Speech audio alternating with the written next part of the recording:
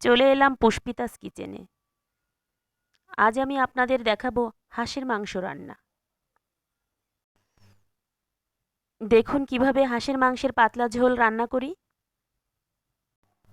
আজ আমি সরিষার তেল ও সয়াবিন তেল দিয়ে রান্নাটা করছি। তেল গরম হয়ে গেছে। এবার কিছু এলাচ, লবঙ্গ, দারচিনি ও তেজপাতা দিয়ে দিলাম।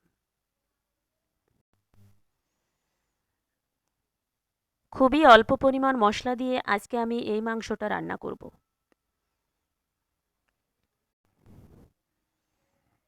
এবার আমি সব মশলাগুলো দিয়ে দিচ্ছি। দিয়ে দিলাম ঝাল বাটা, আদা ও জিরে বাটা,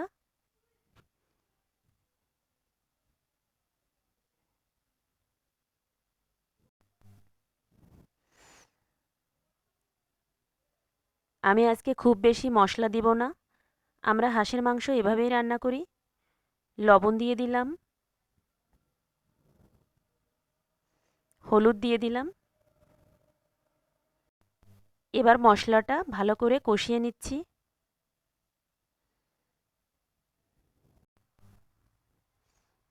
এবার মাংসগুলো দিয়ে দেব। আমি আজকে 1 কেজি পরিমাণ মাংস রান্না করছি।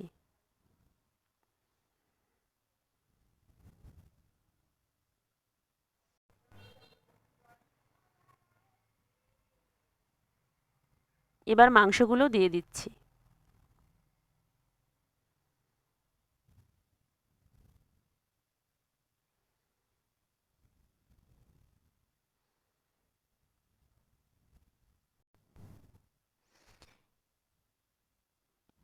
এবার মশলার সাথে মাংসগুলো ভালোভাবে মিশিয়ে নেব।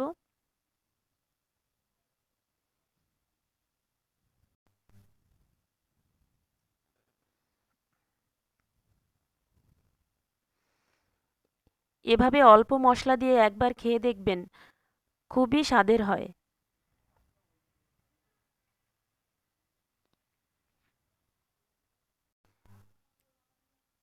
মশলা কষানোর সময় আমি অল্প পরিমাণ লবণ দিয়েছি, তাই এবার লবণটা দিয়ে দিচ্ছি।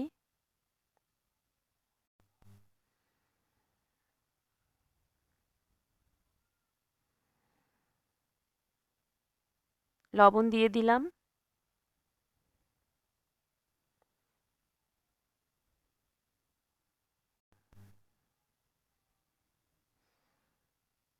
এবার লবণটা ভালোভাবে মিশিয়ে নিচ্ছি।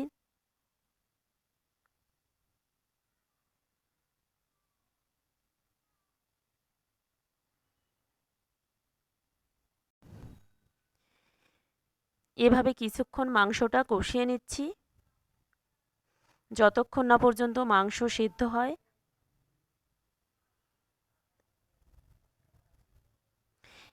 এবার দিয়ে দিচ্ছি চুই ঝাল।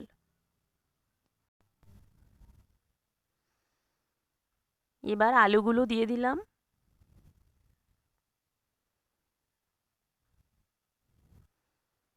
এবার আলুগুলো মাংসের সাথে ভালো করে মিশিয়ে নিচ্ছি। এভাবে আরও কিছুক্ষণ কষিয়ে নিচ্ছি।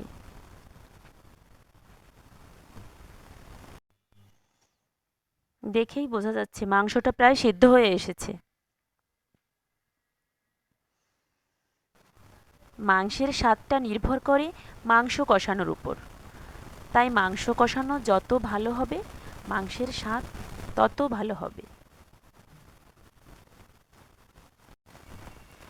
দেখেই বোঝা যাচ্ছে মাংসটা কষানো হয়ে গেছে এবং সিদ্ধ হয়ে এসেছে। আলুগুলোও দেখে মনে হচ্ছে একেবারে ঠিকঠাক হয়ে গেছে।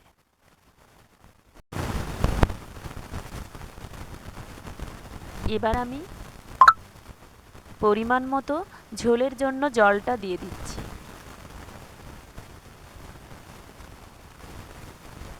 আমি যেহেতু হাঁসের মাংসের পাতলা ঝোল রান্না করছি, এজন্য ঝোলের পরিমাণটা একটু বেশি দিচ্ছি।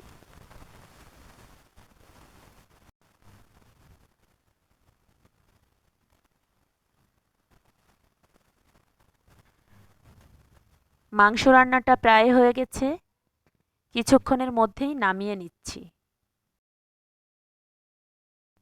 এবার নামিয়ে নিয়েছি। আর এই পদ্ধতিতে একবার রান্না করে খেয়ে দেখবেন, খেতে অবশ্যই ভালো লাগবে। বন্ধুরা, না টেনে পুরো ভিডিওটি দেখবেন। আর আমার দেওয়া নতুন নতুন রেসিপি পেতে আমার চ্যানেলটি সাবস্ক্রাইব করতে ভুলবেন না। ধন্যবাদ সবাইকে।